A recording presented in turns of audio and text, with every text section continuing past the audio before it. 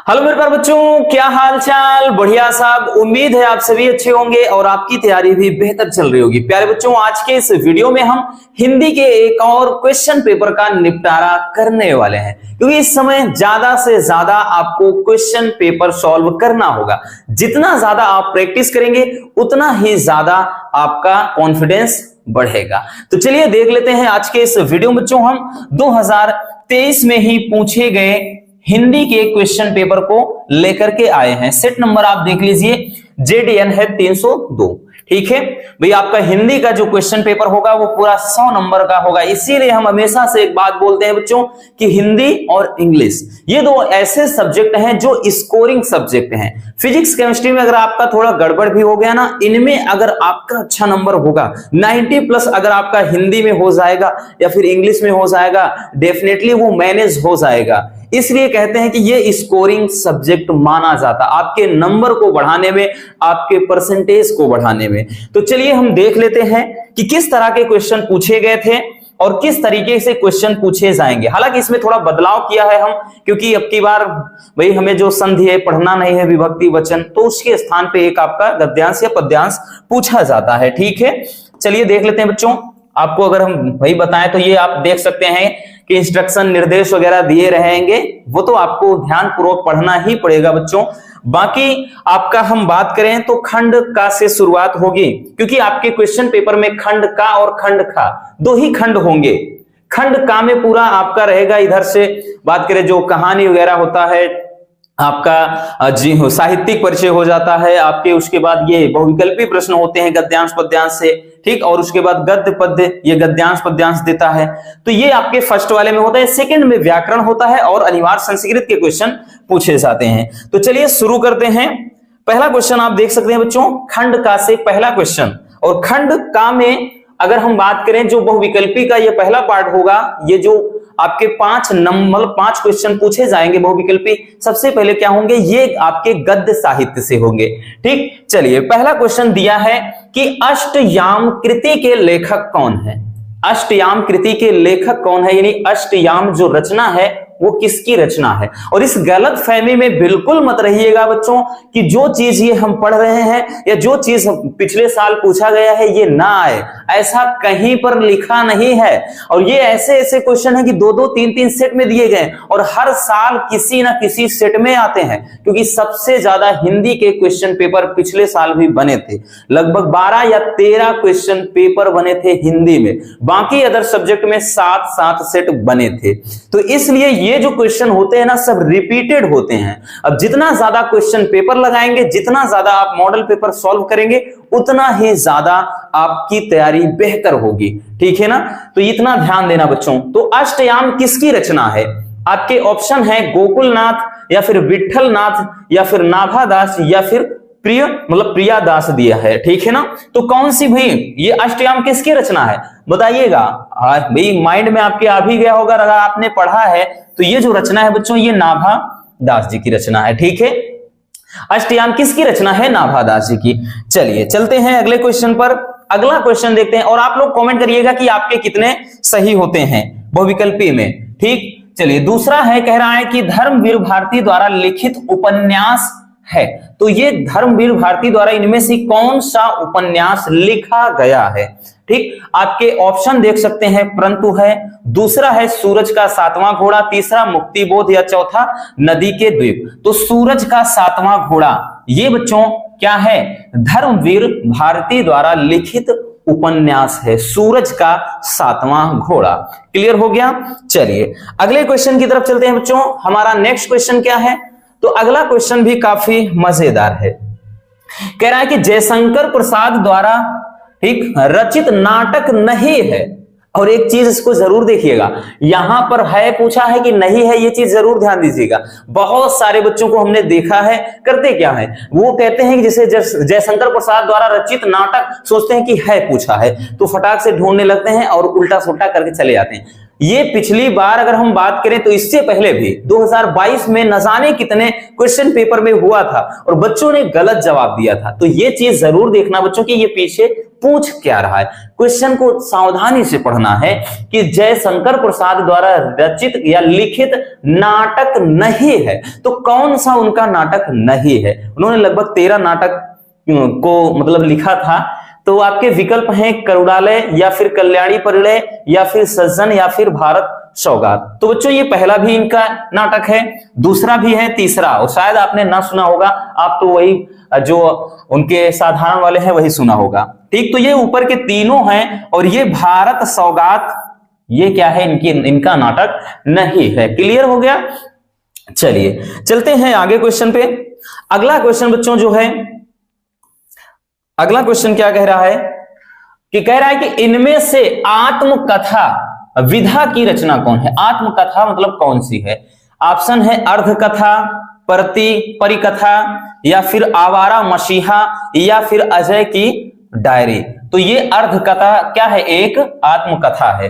ठीक, समझ गए। चलिए आगे चलते हैं बच्चों नेक्स्ट क्वेश्चन पर। देख सकते हैं, देखिए बहुत ही प्यारे प्यारे मतलब क्वेश्चन आए हैं, बहुत ज्यादा डिफिकल्ट भी नहीं। हाँ एक दो थोड़ा डिफिकल्ट हैं, लेकिन वही चीज आप जितना ज्यादा प्रैक्टिस करेंगे उतना ज्यादा ये आसान आपको लगेगा। ठीक, क्योंकि जब भी आप इस क्वेश्चन से रिलेटेड कुछ भी आप पढ़ते हैं बच्चों, तो उससे संबंधित चीजें आपके माइंड में रहती हैं। अगला है कि यात्रा कह रहा है, यात्रा वृत्त या यात्रा वृत्तांत जो होता है संबंधी कह रहा है गद्य कृति अरे यायावर रहेगा याद। ये इसके लेखक कौन है। अरे यायावर रहेगा याद के लेखक कौन है। केदारनाथ अग्रवाल जी, मोहन राकेश, सच्चिदानंद हीरानंद वात्स्यायन अज्ञेय या फिर हरिशंकर परसाई। तो बच्चों कौन है, अज्ञेय जी हैं। ठीक, ये जो विकल्प हो जाएगा तीसरा विकल्प इसका सही उत्तर हो जाएगा। ठीक, तो ये तो आपके गद्य के हो गए।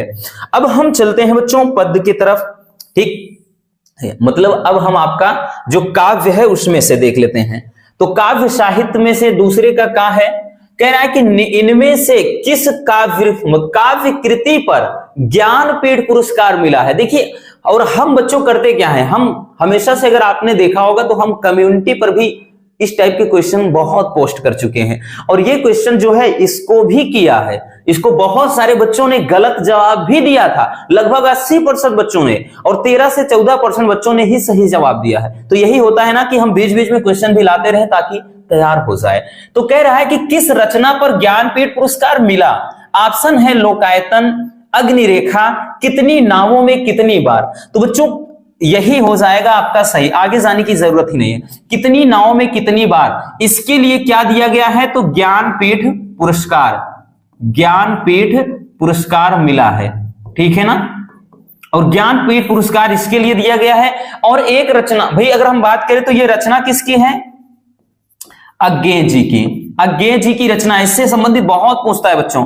और अज्ञेय जी की एक और रचना है कि आंगन के पार द्वार, आंगन के पार द्वार, आंगन के पार द्वार, आंगन के पार द्वार। ये जो रचना है बच्चों आंगन के पार द्वार, इस रचना के लिए इनको दिया गया था साहित्य अकादमी पुरस्कार। कौन सा, साहित्य अकादमी पुरस्कार।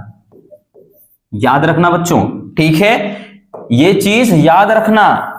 इनको कितनी नावों में कितनी बार के लिए अज्ञेय जी को ज्ञानपीठ पुरस्कार मिला था, और आंगन के पार द्वार रचना के लिए साहित्य अकादमी पुरस्कार दिया गया था। ठीक है, इस बात को अच्छे से समझ लेना, क्योंकि इससे भी रिलेटेड क्वेश्चन आपके एग्जाम में बहुत बार पूछे गए हैं। बात समझ में आई। चलिए स्क्रीनशॉट करना हो कर लीजिए, मजेदार क्वेश्चन है ये। चलिए, कोई नहीं छूटेगा बच्चों, अगर आप हमारी वीडियोस को रेगुलर देख रहे हैं ना, बीच बीच में ग्रामर भी पूरा लाते रहते हैं, पूरा क्वेश्चन देख रहे हैं, पूरा सेम वही मिल रहा है। आगे क्वेश्चन देखते हैं बच्चों। अगला क्वेश्चन कह रहा है कि तीसरा तार सप्तक का प्रकाशन कब हुआ था। तो इसको भी बहुविकल्पी में हम करवा चुके हैं, इसको भी हम करवा चुके हैं। तो तीसरा तार सप्तक का प्रकाशन पूछ रहा है बच्चों। ऑप्शन है 1957 ईस्वी या फिर 1959 या 1960 या 1961। तो 1959 होता है बच्चों। बहुत सारी बुक्स में आपने 1957 देखा होगा, नहीं वो नहीं होता है। ठीक है ना, तो ये 1959 सही होगा। क्लियर हो गया। चलिए अगले क्वेश्चन पर चलते हैं बच्चों। अगला क्वेश्चन क्या कह रहा है कि कला और बूढ़ा चांद, कला और बूढ़ा चांद कृति के रचयिता कौन है। ठीक, ये भी एक प्रसिद्ध रचना है बच्चों, कला और बूढ़ा चांद। ये बहुत ही प्रसिद्ध रचना है और ये किसकी रचना है वो पूछा है। आपके ऑप्शन है सुमित्रा नंदन पंत, या फिर शिव मंगल सिंह सुमन, या फिर कह रहा है सुदामा प्रसाद पांडे धूमिल, या फिर कह रहा है कि रामधारी सिंह दिनकर। तो ये कला और बूढ़ा चांद, ये कम्युनिटी पर देखिए अभी हमने लेटेस्ट शायद जो भी एक दिन पहले पोस्ट किया है, यही क्वेश्चन पोस्ट किया है कम्युनिटी पर। तो आपने अगर उसको भाई क्लिक किया होगा, वोटिंग किया होगा, तो आपको पता होगा बच्चों। तो ये रचना सुमित्रा नंदन पंत जी की है, कला और बूढ़ा चांद। और इन्हें बच्चों ये जो रचना है कला और बूढ़ा चांद, कला और बूढ़ा चांद, ये जो रचना है, इस रचना के लिए ही इनको भी साहित्य अकादमी पुरस्कार दिया गया है। इस रचना पर भी इनको क्या है, साहित्य अकादमी पुरस्कार मिला है। तो ये जितने पुरस्कार होते हैं ना, ये पुरस्कार में से एक क्वेश्चन जरूर बनता है। अगर आप लोग कमेंट करेंगे तो ज्ञानपीठ पुरस्कार, साहित्य अकादमी पुरस्कार, फिर से हम एक बार बता देंगे अगर कमेंट आते हैं तो, नहीं तो कोई दिक्कत नहीं है, ठीक है ना भाई। इससे तो पता चल ही जाएगा कि आप लोग पढ़े होंगे। बाकी अगर नहीं आपको पता है तो आप कमेंट कर दीजिएगा, हम बना देंगे वीडियो। क्लियर? चलिए बच्चों, स्क्रीनशॉट करना हो कर लीजिए, ये भी बहुत ही प्यारा सा एक टॉपिक है, ठीक। चलिए चलते हैं अगले क्वेश्चन पर। अगला क्वेश्चन कह रहा है कि किस महाकाव्यात्मक कृति में 12 सर्ग हैं? आपके विकल्प हैं कामायनी, बिल्कुल इसमें नहीं है, प्रियप्रवास, साकेत या वैदेही वनवास। तो साकेत में बच्चों कितने सर्ग हैं? 12 सर्ग हैं, ठीक है। इस क्वेश्चन को भी हमने करवाया है जब बहुविकल्पी हिंदी का करवा रहे थे, ठीक है, तो उसमें क्वेश्चन को करवाया है, जाके देख लेना। चलिए अगला क्वेश्चन देखते हैं। अगला क्वेश्चन क्या है? कह रहा है छायावाद की प्रमुख विशेषता कौन सी है? छायावाद की प्रमुख विशेषता कौन सी है? विकल्प आपके सामने है, कह रहा है कि इतिवृत्तात्मकता, या फिर कह रहा है श्रृंगार रस की प्रधानता, युद्धों का सजीव वर्णन, या फिर स्थूल के प्रति सूक्ष्म का विद्रोह। तो भाई छायावाद में जैसे जयशंकर प्रसाद जैन की रचनाओं में ज्यादा क्या मिलता है आपको? श्रृंगार रस की प्रधानता मिलता है। तो यही क्या हो जाएगा? इसका सही विकल्प हो जाएगा, ठीक है। तो इस तरीके से आपके बहुविकल्पी प्रश्न 5-5 करके 10 पूछे जाएंगे, ठीक है। 10 नंबर आपके जेब में। अब जो तीसरा क्वेश्चन होगा, ये क्वेश्चन बच्चों पूरे 10 नंबर में पूछा जाएगा। एक गद्यांश देगा और 2 देता है, अथवा अथवा करके देता है, दोनों में अपने को एक को निपटाना होता है, ठीक है। और इससे रिलेटेड 5 क्वेश्चन देगा, हर एक क्वेश्चन के 2 नंबर आपको दिए जाएंगे। जैसे चलते हैं क्वेश्चन की तरफ। भाई पहले ये आपका जो दिया गया है पढ़ लेते हैं, इसको एक अच्छे से पढ़ना है। कह रहा है कि भाई दिए गए गद्यांश पर आधारित निम्नलिखित प्रश्नों के उत्तर दीजिए। और ये भी रिपीटेड रहते हैं, इसीलिए कह रहा है ना इन सब का आपको फायदा मिलेगा। इतने ज्यादा सेट बनते हैं, कब किसके नसीब में कौन सा आ जाए कोई नहीं जानता। इसलिए कहते हैं ये मत सोचिएगा कि हिंदी में ये चीज आया है तो पिछली बार नहीं आया। ये फिजिक्स केमिस्ट्री नहीं है, ये हिंदी है, इसमें एकदम फिक्स होते हैं, 3-3, 4-4 सेट में आ जाते हैं, ठीक है। चलिए दिया है कि अशोक वृक्ष की पूजा, कह रहा है इन्हीं गंधर्वों और यक्षों की देन है। प्राचीन साहित्य में इस वृक्ष की पूजा के उत्सवों का बड़ा सरल मतलब सरस वर्णन मिलता है। असल पूजा अशोक की नहीं बल्कि उसके अधिष्ठाता कंदर्प देवता की होती थी। इसे कह रहा मदनोत्सव कहते थे। महाराज भोज के सरस्वती कंठाभरण से जान पड़ता है कि यह उत्सव त्रयोदशी के दिन होता था। और आगे कह रहा है कि मालविकाग्निमित्र और रत्नावली में इस उत्सव का बड़ा सरस मनोरम वर्णन मिलता है। मैं जब अशोक के लाल स्तंभ, कहां गया भाई, हाँ, अशोक के लाल स्तंभों को देखता हूं तो मुझे वह पुराना वातावरण प्रत्यक्ष दिखाई दे जाता है। और कह रहा है कि राजघरानों में साधारणतः इस रानी ही अपने सनुपूर चरणों के आघात से इस रहस्यमय वृक्ष को पुष्पित किया करती थी, ठीक है।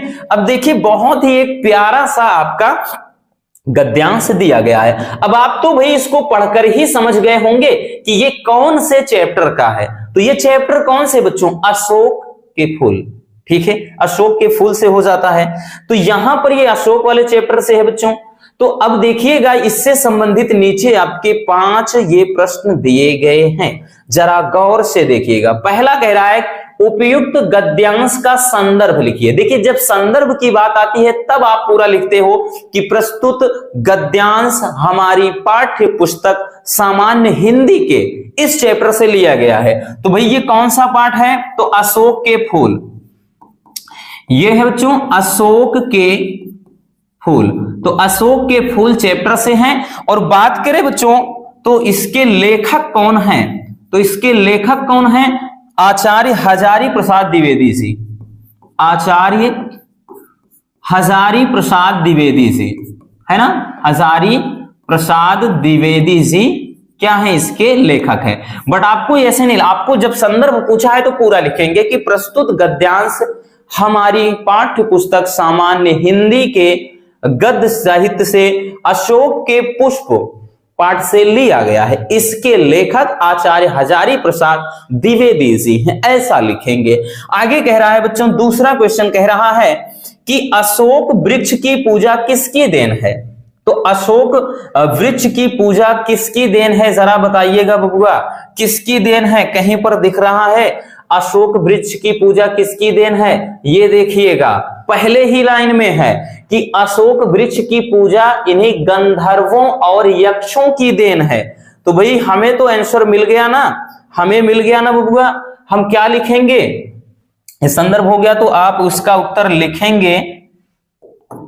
हाँ, इसका लिखेंगे बच्चों कि यहां पे देखिए अशोक वृक्ष की पूजा किसकी के जगह पूरा लिख देंगे वही कि क्या है? ये गंधर्वों व यक्षों की देन है। यक्षों की देन है। आप ऐसा शॉर्ट में नहीं लिखिएगा, ये हम आपको बता रहे हैं। आप वहां पर जब लिखेंगे कॉपी में तो कैसे लिखते हैं वो हमने बताया है ऑलरेडी। अगर आपने नहीं देखा तो कॉपी कैसे लिखे, मोनू सर सर्च मारिएगा मिल जाएगा। तो आप पूरा लिखेंगे बच्चों कि अशोक वृक्ष की पूजा गंधर्वों व यक्षों की देन है। जहां पर ये किसकी है वहीं पर गंधर्वों व यक्षों की देन है, ऐसे लिखेंगे। क्लियर हो गया? चलिए अब अगला क्वेश्चन क्या कह रहा है कि रेखांकित अंश की व्याख्या कीजिएगा। तो भाई रेखांकित अंश कौन सा है? रेखांकित अंश ये है, कह रहा है कि असल पूजा अशोक की नहीं बल्कि इसके अधिष्ठाता कंदर्प देवता की होती थी, तो इसे मदनोत्सव कहते थे। तो यहां पर कह रहा है कि असल पूजा अशोक की नहीं। तो कहने का मतलब यह है कि प्राचीन काल में जो मतलब असली में जो पूजा होती थी, वास्तविकता में जो पूजा होती थी, यहां लिखेंगे कि लेखक कहता है कि प्राचीन काल में जो अशोक वृक्ष की पूजा होती थी वो वृक्षों की पूजा नहीं होती थी बल्कि इसके अधिष्ठाता, इसके अधिष्ठाता का मतलब होता है मुखिया, ठीक, या अध्यक्ष जो इसमें प्रमुख होते हैं, ठीक। अधिष्ठाता कंदर्प देवता की होती थी। कंदर्प का मतलब यहां पर होता है, देखिए कामदेव की बात कर रहा है, कंदर्प देवता की होती थी, ठीक है ना। आगे कह रहा है कि इसे मदनोत्सव कहते थे। तो आप जब लिखना चाहेंगे तो वही चीज इसमें लिखेंगे। तो आप कैसे लिखेंगे बच्चों? तो आप यही चीज इसमें लिखेंगे कि, एक मिनट, इसको छोटा लिखेंगे तो आप समझ जाइएगा पूरा। तो यहां पे लिखेंगे कि लेखक कहता है कि प्राचीन काल में अशोक वृक्ष की पूजा नहीं होती थी, बल्कि कह रहा है उसके अध्यक्ष यानी उसके मतलब प्रमुख जो होते थे वरिष्ठ अध्यक्ष कामदेव की होती थी। और इसे क्या है आगे लिखेंगे मदनोत्सव कहते हैं। तो ये एक हम डेमो दे रहे हैं कि इस तरह से आपको लिखना होगा। और अगला क्वेश्चन है कि अशोक वृक्ष को कौन पुष्पित किया करती थी? तो देखिएगा रसगुल्लों, कौन पुष्पित, तो भाई ये तो सीधा सीधा आंसर मिल गया हमें कि राजघरानों में साधारणतः रानी ही। तो लिखेंगे कि राजघरानों में साधारणतः रानी ही अपने सनुपूर्व चरणों के आघात से इस रहस्यमय वृक्ष को पुष्पित किया करती थी। तो बस इतना लिख देना है आंसर में ठीक है भाई, इसमें यही तो पूछा है कि अशोक वृक्ष को कौन पुष्पित किया करती थी, तो राजघराने की रानी जो होती थी वही तो अपने सनुपूर चरणों के मतलब क्या करती, आघात से रहस्यमय वृक्ष को पुष्पित किया करती थी। अगला क्वेश्चन कह रहा है कि अधिष्ठाता और अस्तवक शब्दों का आपको अर्थ लिखना है। देखिए अब अधिष्ठाता का मतलब क्या होता है, चलिए इसको थोड़ा हटा देते हैं वो चीज। देखिए यहां पर कह रहा है कि अधिष्ठाता और अस्तवक का मतलब, तो ये जो अधिष्ठाता होता है बच्चों, अभी हमने बताया ना अधिष्ठाता, तो अधिष्ठाता का अर्थ और उसके बाद अस्तवक का अर्थ आपको लिखना है। तो अधिष्ठाता का भी हमने अर्थ बताया, अधिष्ठाता का मतलब होता है मुखिया। क्या होता है, मुखिया, या फिर हम कह लें अध्यक्ष। क्या कह लें बच्चों, अध्यक्ष, मुखिया कहें या फिर अध्यक्ष बोल दें या फिर वरिष्ठ बोल सकते हैं, ठीक है ना।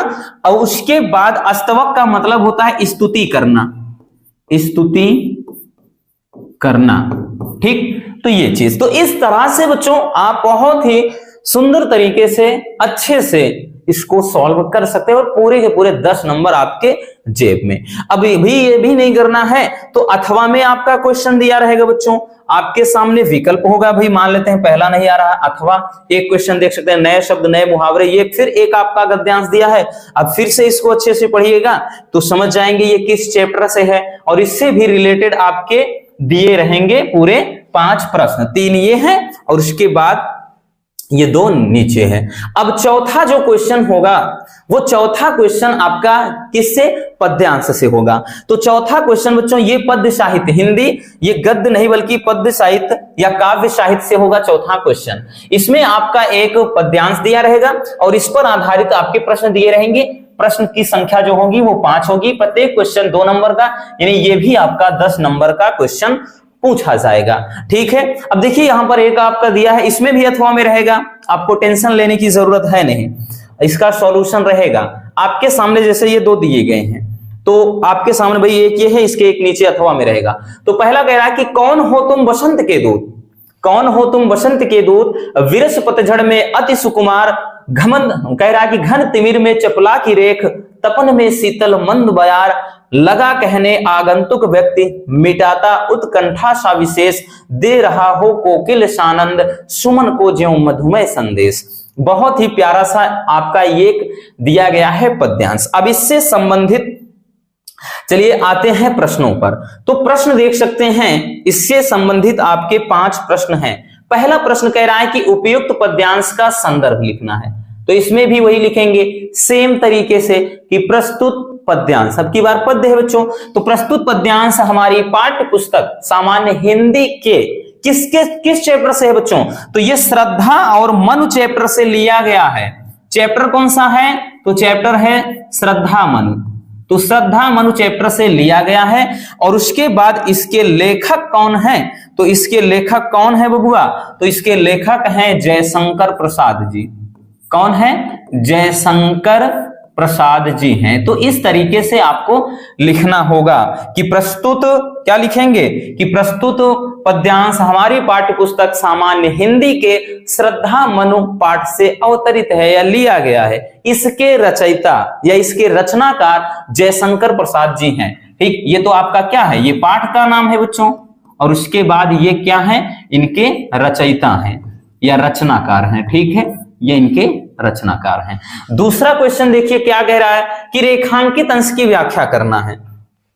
दूसरा क्वेश्चन में क्या कह रहा है, तो रेखांकित अंश की व्याख्या करना। अब रेखांकित अंश की जो व्याख्या हमने, देखिए इसकी व्याख्या पूरा कर देते हैं, ठीक, ये भी काफी ज्यादा इंपॉर्टेंट है। कह रहा है कि कौन हो तुम बसंत के दूत।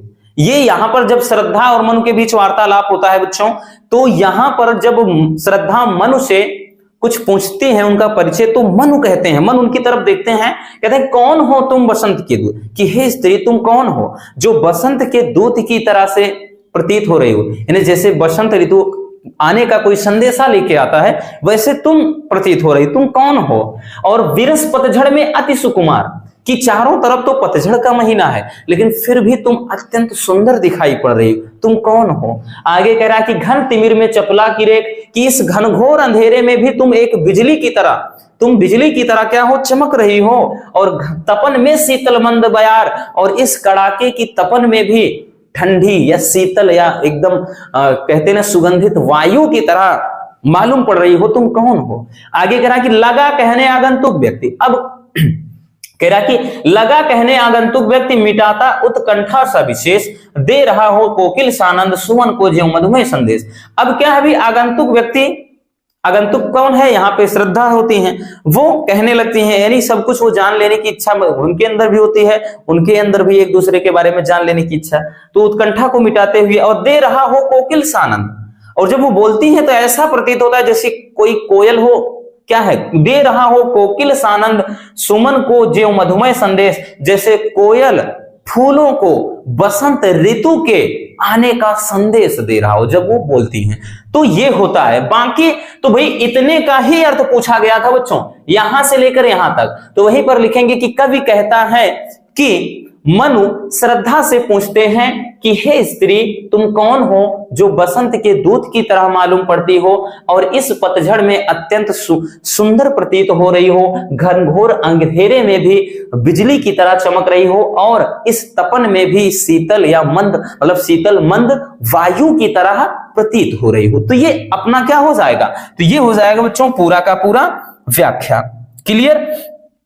तो इस तरीके से भाई हम क्या करेंगे, इसका व्याख्या, मतलब इसकी क्या करेंगे बच्चों, हम व्याख्या, रेखांकित अंश की व्याख्या हो जाएगी। इसका तो हो गया। ठीक, अब कह रहा है कि इस पद्यांश में किस किस के बीच संवाद हो रहा है। तो भाई बताने की जरूरत है नहीं, किसके बीच हो रहा है। तो भाई श्रद्धा और मनु के बीच हो रहा है। श्रद्धा और किसके बीच बच्चों? मनु। श्रद्धा और मनु के बीच में वार्तालाप हो रहा है। आगे कह रहा है कि चपला और उत्कंठा शब्द का अर्थ लिखना है। तो भाई चपला का मतलब क्या होता है? चपला, और कह रहा है कि उत्कंठा, उत्कंठा, चपला और उत्कंठा के आपको अर्थ लिखना है। देखिएगा, चपला का मतलब होता है भाई यहां पे, जैसे चपला का मतलब, वैसे चपला तो बिजली का पर्यायवाची है। चपला का मतलब हम बिजली भी लिख सकते हैं, ठीक, और यहां पर चंचला भी होता है, साथ ही साथ जैसे दामिनी भी होता है। तो यहाँ पे चपला बिजली से रिलेटेड है। तो और उसके बाद उत्कंठा का मतलब होता है कि उत्सुकता, उत्सुकता, ठीक। ये उत्सुकता का मतलब अंदर बहुत कुछ जान लेने की जो जिज्ञासा होती है, इच्छा होती है। अगला करा कि आगंतुक व्यक्ति से किसकी ओर संकेत किया गया है। तो आगंतुक कौन था यहां पर? आगंतुक कौन था बच्चों? तो आगंतुक आया हुआ व्यक्ति कौन है? तो भाई यहां पर श्रद्धा है ना। तो आप उत्तर में ऐसे डायरेक्टली नहीं लिखेंगे, आप लिखेंगे कि आगंतुक व्यक्ति से मतलब श्रद्धा की ओर संकेत किया गया है। तो आगंतुक का मतलब आया हुआ कौन था? श्रद्धा ही तो थी। ठीक है, चलिए अगला क्वेश्चन देखते हैं बच्चों। तो इस तरह से आपके प्रश्न होंगे, आपको उसी में से छांटकर फिनिश करना होगा। क्लियर? चलिए आगे चलते हैं रसगुल्लों। अगला क्वेश्चन देखिएगा अथवा में। अथवा में बबुआ दिया है आपका कि कह रहा छायाएं मानव जन की दिशाहीन सब और पड़ी वह कह रहा सूरज नहीं उगा था पूरब में। देखिए वर्षा सहसा बीचों बीच नगर के काल सूर्य के रथ के। देखिए ये अगर आप देखें तो ये कब की बात है? ये आपका मतलब वर्णन जैसे हिरोशिमा नागासाकी का युद्ध होता है ना, मतलब युद्ध कह रहे हैं कि जब उस पर भाई क्या होता है, परमाणु मतलब परीक्षण किया जाता है। तो ये क्या है आपका जो चैप्टर 1 है, कौन? हिरोशिमा। ये भाई हिरोशिमा चैप्टर से लिया गया है। तो आपको बस एक ही करना है बच्चों। जैसे हमने अगर पहला कर लिया, ये पहला हमने इसके ऊपर वाला कर लिया, तो इसको करने की जरूरत थोड़ी ना है। पहला मान लेते हैं नहीं आता है, आप ये वाला करिए, तो 2 में 1 तो निपटा ही सकते हैं। अब इससे भी संबंधित आपके देखिए ये नीचे भी और पूरा का पूरा दिया है इसका, तो यहां पर पूरा ये दिया है, और इससे संबंधित क्या आपके ये नीचे 5 प्रश्न दिए रहेंगे। ठीक, तो ये भी आपको करना होगा। ठीक, अगर अथवा में नहीं करेंगे तो मतलब ऊपर वाला नहीं करते हैं तो अथवा करिए, अथवा करते हैं तो क्या बोल रहे हैं, मतलब ऊपर वाला अगर कर लेंगे तो नीचे अथवा की करने की जरूरत नहीं, अगर अथवा कर लेते हैं तो ऊपर जाने की जरूरत नहीं है। ठीक है, अब 5वां क्वेश्चन बोलिएगा बच्चों। 5वां क्वेश्चन क्या है? तो पांचवा क्वेश्चन जो है वो आपका आएगा साहित्यिक परिचय। देखिए बहुत सारे बच्चे कंफ्यूज होते हैं कि सर क्या साहित्यिक परिचय में जीवन परिचय भी जरूरी होता? लिखना पड़ेगा, बट जीवन परिचय में ज्यादा नहीं लिखना। जीवन परिचय में केवल इतना लिखना है कि भाई उनका जन्म कहाँ हुआ, माता पिता का नाम अगर दिया है तो वो लिखना है, उनकी मृत्यु कब हुई थी केवल वो मेंशन करना। बाकी पूरा साहित्यिक परिचय में होता है कि साहित्य के क्षेत्र में उन्होंने क्या सेवाएं दी, क्या कुछ किया।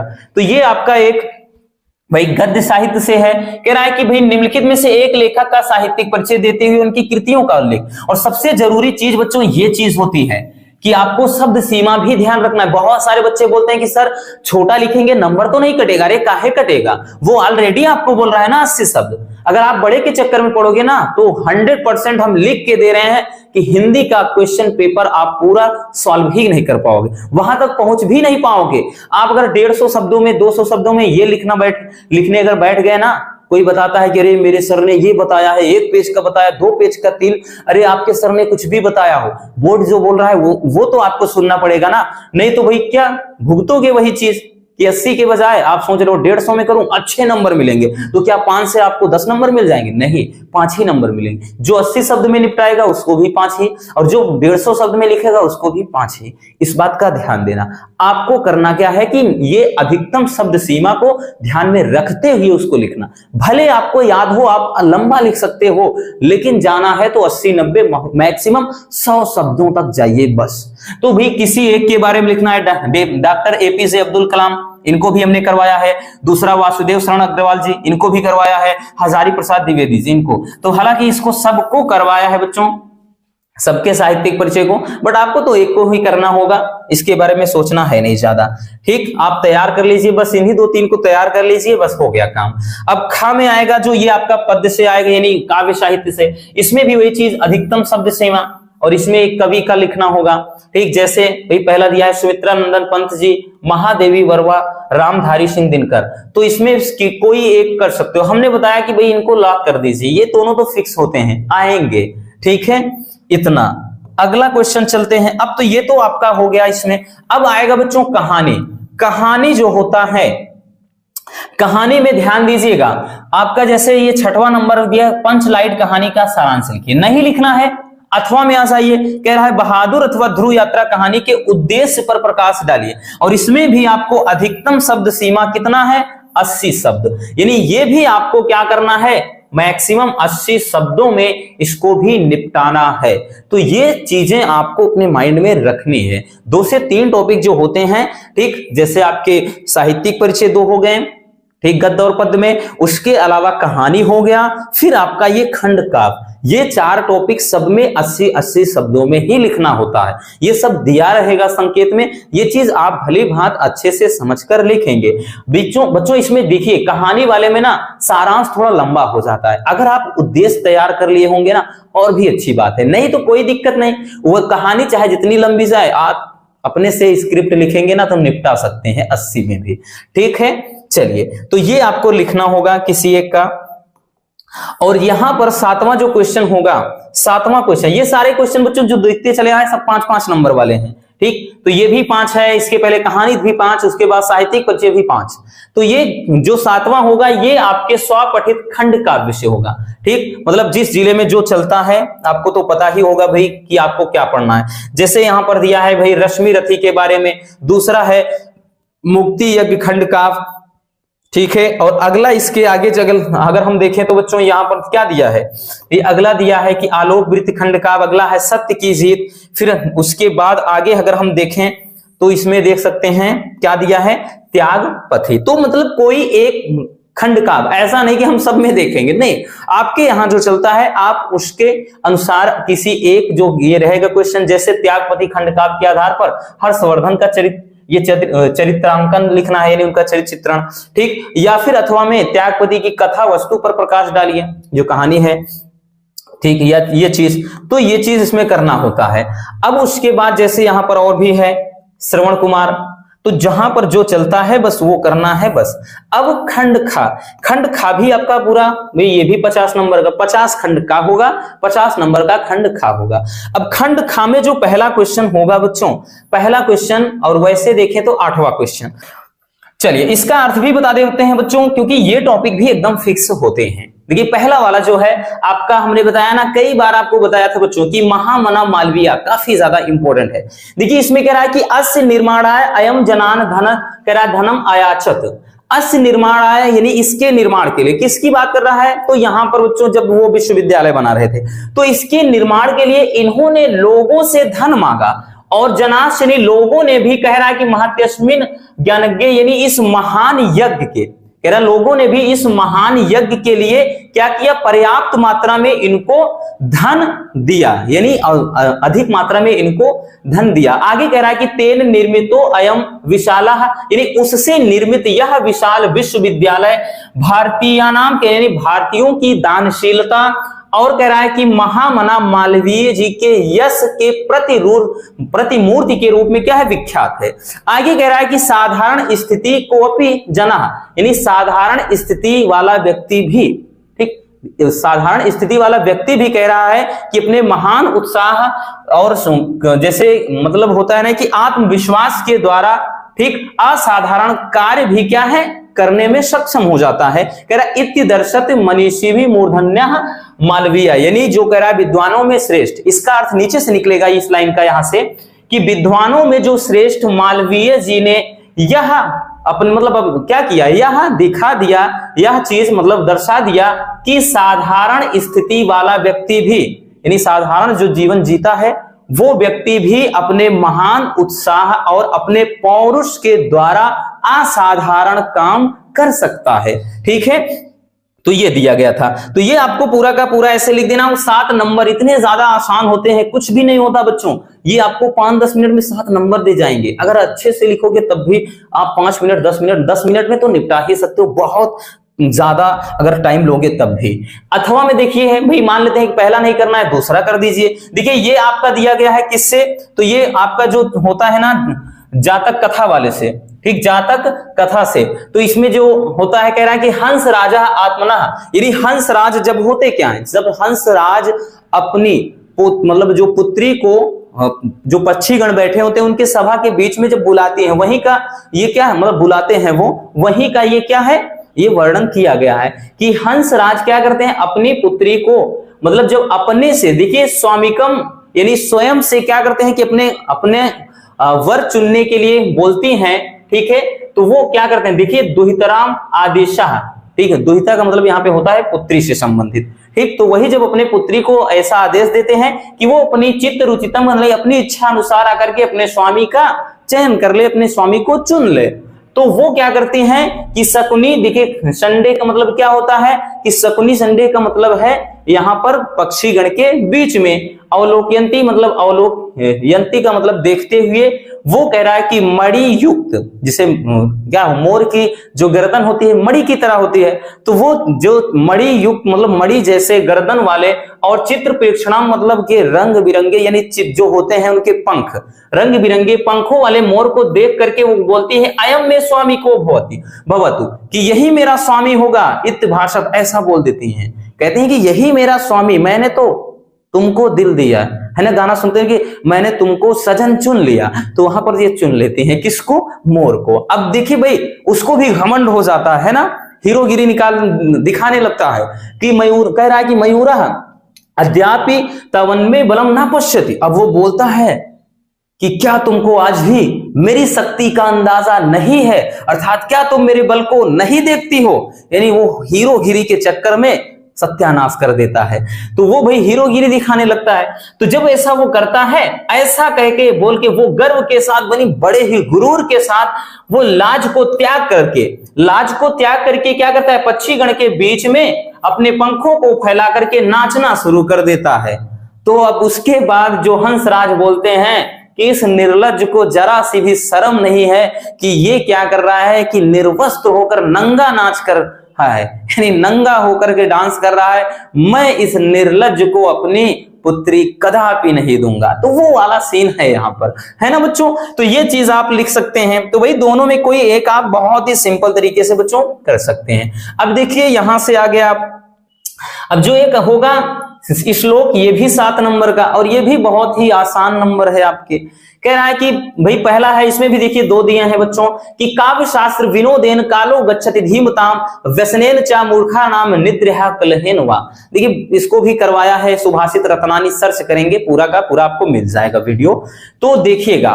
काव्य शास्त्र विनोदेन कह रहा है कि काव्य शास्त्र विनोदेन कालो गच्छति धीमताम, जो भी मतलब जो विद्वान पुरुष होते हैं उनका समय काव्य शास्त्रों के आनंद में बीतता है। जो विद्वान पुरुष होते, कालो का यानी समय होता है, गच्छति मतलब चला जाता है, धीमताम यानी यहाँ पर विद्वान पुरुष से है।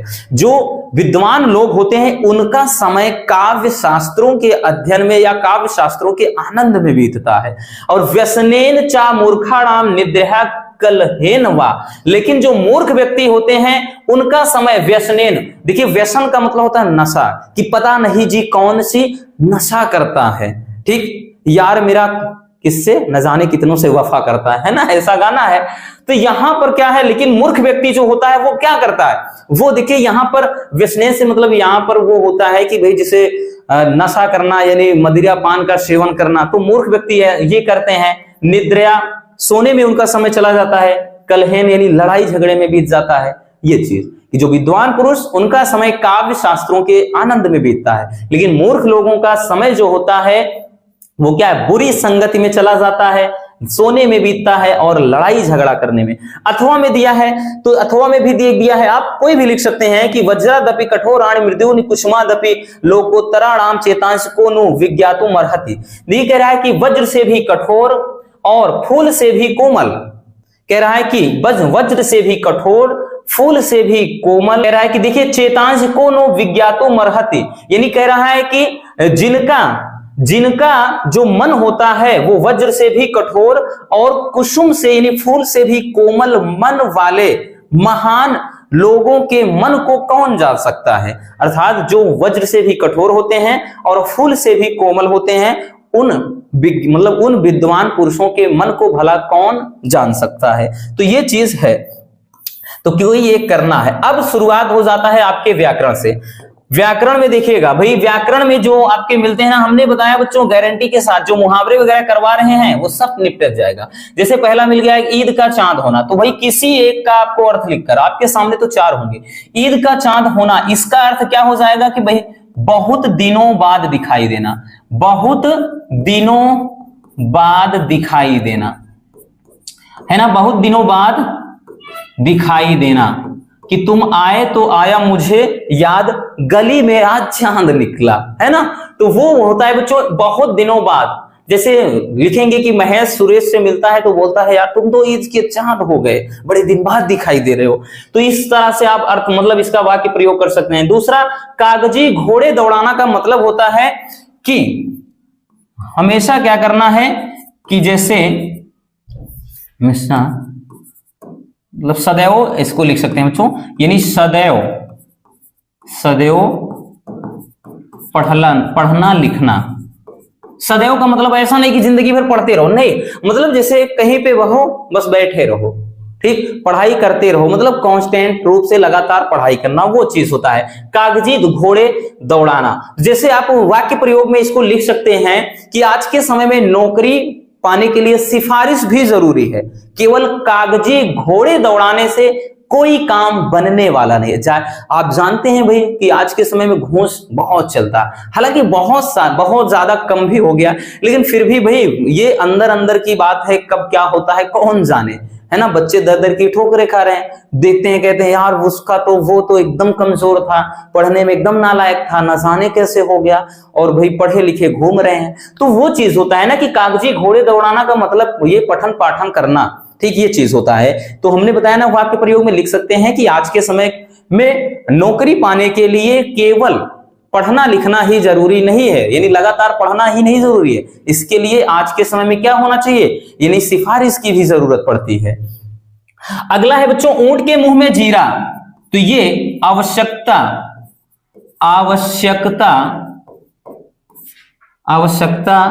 से बहुत कम, आवश्यकता से बहुत कम, है ना भाई। देखिए जैसे अगर कहा जाए 10 लोग के बीच में 100 ग्राम मूंगफली आ जाए, है ना, 10 लोग बैठे हों, 10 लोग के बीच में 100 ग्राम मूंगफली, तो वही बात हो जाएगी ऊंट के मुंह में जीरा।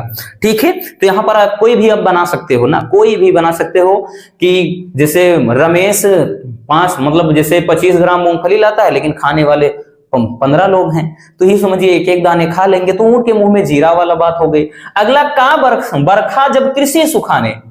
ठीक, देखिए बच्चों, समय बीत जाने पे आवश्यकता का मतलब समय बीत जाने पर सहायता का कोई मोल नहीं। ठीक, तो यहां पर आप हम लिख सकते हैं कि समय बीतने के बाद सहायता का कोई मोल नहीं। आप और भी कुछ बना सकते हैं, आपके माइंड में जो होगा, आप जो भी जानते होंगे कि का वर्षा, देखिए है नहीं, का वर्षा जब कृषि सुखाने, देखिए सब इससे ही जाहिर हो रहा है कि भाई जब खेती ही सूख गई तो बरसात का क्या फायदा, है ना। जैसे जब बोर्ड एग्जाम खत्म हो जाता है तब राम ने श्याम की नोट्स दिया, अब तो ये बात वही हो गई कि का वर्षा जब कृषि सुखाने, भाई पेपर ही हो गया, अब नोट्स का लेकर क्या करूंगा। तो ये बात होती है का वर्षा या बरखा कुछ भी कहो, जब कृषि सुखाने, तो कोई एक करना होगा, आप कर सकते हैं, है ना। अगला क्वेश्चन देते हैं बच्चों, अगले क्वेश्चन पर देखिए, इसमें भी है कि अपठित गद्यांश पर आधारित निम्नलिखित प्रश्नों के उत्तर दीजिए।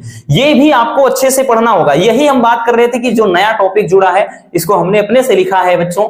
ठीक है, तो इसके जगह पर पहले तो संधि विच्छेद वगैरह क्वेश्चन आते थे, तो ये चीज, लेकिन अब आपका अपठित कोई गद्यांश या पद्यांश देगा, जैसे ये दिया है, इससे संबंधित आपके क्या है, नीचे प्रश्न दिया रहेगा, तो ये पढ़ लेते हैं। पहले कह रहा है कि प्रकृति सदैव प्रस्तुत रहती है औरों के लिए, यानी दूसरों के लिए है। हाँ, कह रहा है कि यह हमें सिखाती है कि हम भी बिना किसी भेदभाव के औरों के लिए प्रस्तुत रहें, उपलब्ध रहें। नदियां बहती हैं औरों के लिए, वृक्ष फलते फूलते हैं, छाया देते हैं औरों के लिए, सूरज प्रकाश देता है, जीवन देता है, चांद शीतलता देता है। इन्होंने कहां अपना प्रकाश पुंज समेटा है, नदियां कहां अपने को बांध कर रखती हैं, फिर हम क्यों अपने को बांध कर रखते हैं। यह कृपणता तो मेरी समझ में अपराध है, यह भीषण आत्मस्वार्थ है। हम समझते हैं कि हम जो कर रहे हैं वह अच्छा कर रहे हैं, लेकिन यह हमारी भारी भूल होती है। तो ये बच्चों आपका एक दिया है। अब इससे संबंधित आपके बच्चों ये देख सकते हैं 3 क्वेश्चन देगा। कह रहा है पहले क्वेश्चन में कि प्रकृति से व्यक्ति को क्या शिक्षा मिलती है, क्या मिल रहा। अब बताने की जरूरत नहीं है कि प्रकृति क्या बोल रहा है, भाई यही तो बोल रहा है ना कि प्रकृति हमें बहुत कुछ सिखाती है कि बिना भेदभाव के हमें औरों के लिए तत्पर रहना चाहिए, यानी दूसरों की मदद करना चाहिए। तो यहां पर आप ऐसे लिख सकते हैं कि बच्चों, यहां पर लिख सकते हैं कि प्रकृति हमें यह मतलब सिखाती है, या प्रकृति से हमें यह शिक्षा मिलती है कि हमें बिना भेदभाव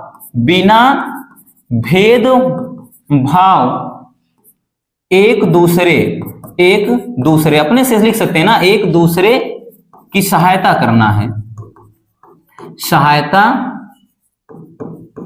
करना है। ठीक, ये अगला देखिए, दूसरा कह रहा है कि वृक्ष, सूर्य, चंद्रमा और नदियों के कार्यकलापों का क्या लक्ष्य है। इसका लक्ष्य क्या है भाई, परोपकार, यानी दूसरों के लिए। यही तो कह रहे हैं ना कि नदियां क्या है, औरों के लिए है, चंद्रमा औरों के लिए, सूर्य औरों के लिए, वृक्ष औरों के लिए, सब कुछ।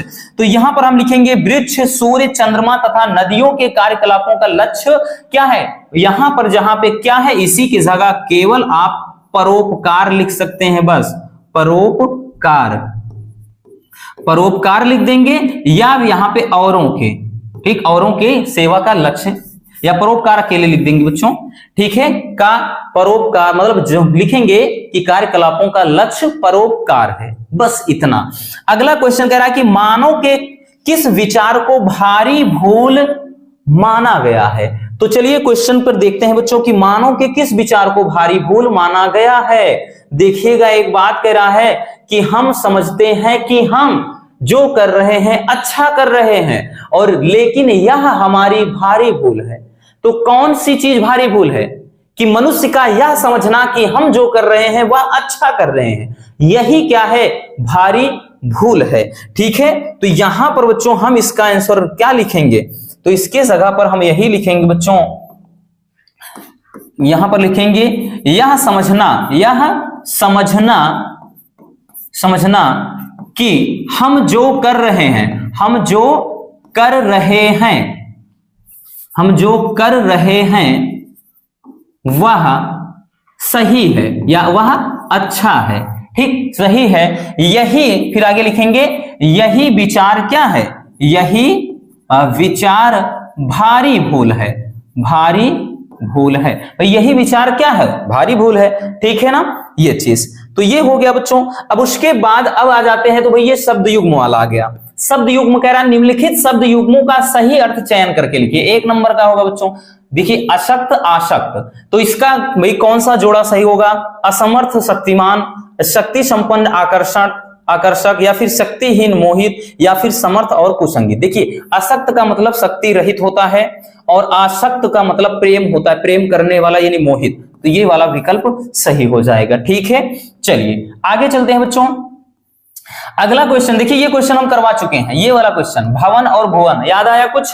तो भवन और भुवन में बच्चों तो ऑप्शन है निकेतन जंगल, घर संसार, घना जंगल, या फिर लोक दृष्टि आयतन। देखिए भवन का मतलब होता है घर और भुवन का मतलब संसार, तो घर और संसार, option B is the correct answer. ठीक, तो इस तरह से आप बहुत ही सिंपल तरीके से निपटा सकते हो।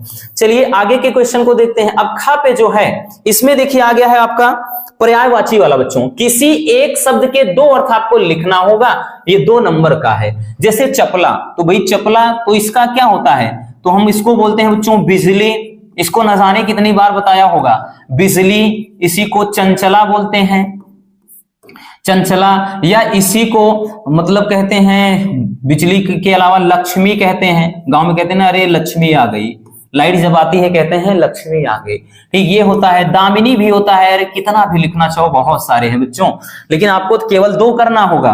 पयोधर का मतलब देखिए क्या होता है, मेघ होता है। ठीक, जलधर होता है, जलधर होता है, बादल होता है, बादल होता है, पयोध होता है, बहुत सारे हैं। ठीक है, केवल 2 आपको करना है, हम तो इतने लिखा दे रहे हैं।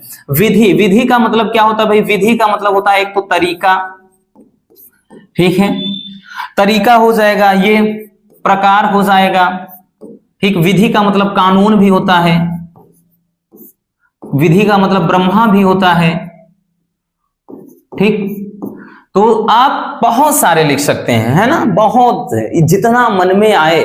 अब मन में आना भी चाहिए, ऐसा नहीं कि जो मन में आए बस वही लिख दो, नहीं, मतलब इसके इतने हैं भाई, हमने तो सबके 4-4 लिख दिए, आपको तो केवल वहां पर भाई 2 ही लिखना होगा, वो भी किसी एक का, तो भला जरा बताइएगा, इतना आसान है ना, कर सकते। चलिए स्क्रीनशॉट इसको करना बेहद जरूरी है बच्चों, इसको जरूर स्क्रीनशॉट कर लीजिए।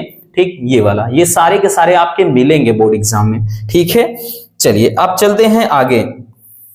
आगे देखिए जरा क्या इसमें दिया है भाई, कह रहा है कि निम्नलिखित वाक्यांशों के लिए एक सही शब्द का चयन करना है, ये 1 नंबर का है।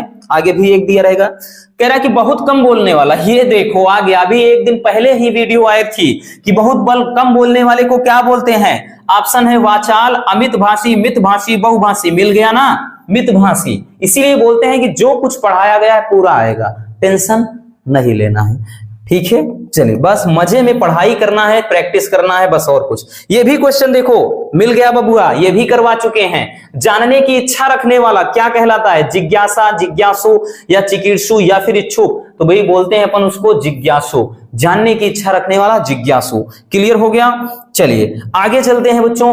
आगे कह रहा है कि निम्नलिखित में से किन्हीं 2 वाक्यों को शुद्ध करके लिखना है, 2 नंबर। कह रहा है कि जैसे वह अपनी ताकत के बल से पर खड़ा है, तो वह अपनी ताकत के बल से खड़ा है ना, भाई त्रुटि तो मिल गई आपको, तो वह अपनी ताकत के बल से खड़ा है, बल पर।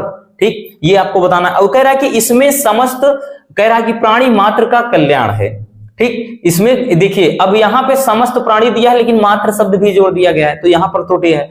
अगर आपके साथ उचित न्याय किया जाएगा, तो देखिएगा उचित न्याय क्या होता है, न्याय खुद अपने आप में होता है कि यहां पर उचित लगाने की जरूरत है नहीं। अगला कह रहा है कि जीवन और साहित्य का घोर संबंध है, घोर नहीं बल्कि यहाँ पे गहरा संबंध होता है। ठीक, तो ये गलती थोड़ी मोड़ी रहेगी और पता चल जाता है कि भाई गलती कहाँ है, तो ये आप आराम से कर सकते हो। किसी 2 के करना होगा बच्चों। ठीक, चलिए अब आगे क्वेश्चन क्या होगा भाई, जो 12वां क्वेश्चन होगा तो ये देखिएगा आपका ये 2 नंबर का रस से होगा, वीर अथवा करुण रस के बारे में अभी रस भी करवा चुका है, अलग से भी एक वीडियो है, उसको लगभग 6 लाख बच्चों ने देखा है रस वाली वीडियो। अगर आपने नहीं देखा तो देर ना करिए, आप भी वो रस ले लीजिए, है ना। तो रस बहुत ही सिंपल तरीके से बताया है।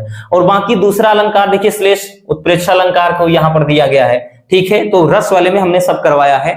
और उसके बाद जैसे ये दोहा अथवा कुंडलिया छंद का रस, तो ये भी ये सब 2-2 नंबर वाले हैं, ठीक। तो ये हो जाएगा। अब उसके बाद बच्चों आपका जो आता है ये जो हमने बताया था पत्र लेखन में, पत्र लेखन में हमने 3 बताया था, एक सफाई के लिए, दूसरा लिपिक पद हेतु, और तीसरा होता है जैसे बैंक से कर्जा लेना है, कोई आपको दुकान करना है, यही होता है। जैसे इसमें देख सकते हैं दिया क्या है, पहला दिया है कि अपने नगर की सफाई के लिए, मिल गया ना, अध्यक्ष साहब को नगर पंचायत को क्या करना है, प्रार्थना पत्र लिखना। अथवा में क्या है बच्चों, अथवा में कह रहा है कि पुस्तक व्यवसाय के लिए ऋण प्राप्ति करने हेतु निकटस्थ जिसको बोलते हैं जो पास के बैंक में कोई शाखा प्रबंधक को क्या करना है, आवेदन पत्र लिखना है। तो देख सकते हैं इसमें क्या करना है, इसमें पुस्तक यानी भाई कॉपी किताब की दुकान खोलना है बंदे को, तो इसके लिए लिखना है। और ये पूरे 6 नंबर का होगा भाई, ये 8 कहां से दिया है, 2 + 4 6 होंगे ना, तो ये मतलब 6 नंबर का होता है। अब आगे क्वेश्चन देखते हैं, जिसे अगला क्वेश्चन बच्चों क्वेश्चन नंबर 14, क्वेश्चन नंबर जो 14 होगा वो लास्ट होगा और ये 9 नंबर का पूछा जाएगा। तो वही कह रहा है कि निम्नलिखित में से किसी एक विषय पर आपको क्या करना है, आपको निबंध लिखना है। जैसे भारतीय जीवन में व्याप्त कुरीतियां, अगला है आया था कि बेटी बचाओ बेटी पढ़ाओ, या प्राकृतिक आपदा कारण और निवारण, विज्ञान वरदान या अभिशाप, और पर्यावरण संरक्षण की आवश्यकता। तो देख सकते हैं ये वाला तो वैसे भी हम हमेशा बताते हैं कि ये चीज हो गया ये चीज, तो ये दोनों मिलते जुलते रहते हैं हमेशा, ठीक। या फिर कभी कभार आता है जैसे भ्रष्टाचार हो गया, ठीक। तो वही तो कह रहा है कि भारतीय जीवन में व्याप्त कुरीतियां, कुरीतियां का मतलब क्या है, बुरी, मतलब जो रीतियां हैं, रीति रिवाज चलते हैं वो चीज, ठीक है। तो इस तरह से आपको क्या करना है, आपको बहुत ही सिंपल तरीके से पूरे क्वेश्चन पेपर को एकदम से निचोड़ देना है। कोई ऐसा क्वेश्चन हिंदी में नहीं हो सकता बच्चों जो आपको परेशान कर दे, मेरे प्यारे रसगुल्लों को परेशान कर दे। इसलिए आप अच्छे से ज्यादा क्वेश्चन पेपर को लगाएं और साथ ही आप वीडियो को भी बढ़िया तरीके से शुरू से अंत तक देखा करें। बीच में भागेंगे तो वही लेने के देने हो जाएंगे। तो मिलते हैं किसी और ऐसे शानदार वीडियो के साथ। Love you, bye bye, take care. और हाँ, एक प्यारा सा कमेंट जरूर कर दीजिएगा। अगर अभी तक चैनल को सब्सक्राइब ना किया हो बच्चों तो चैनल को सब्सक्राइब भी कर लीजिए ताकि ऐसे मजेदार टॉपिक आप तक पहुंचते रहें।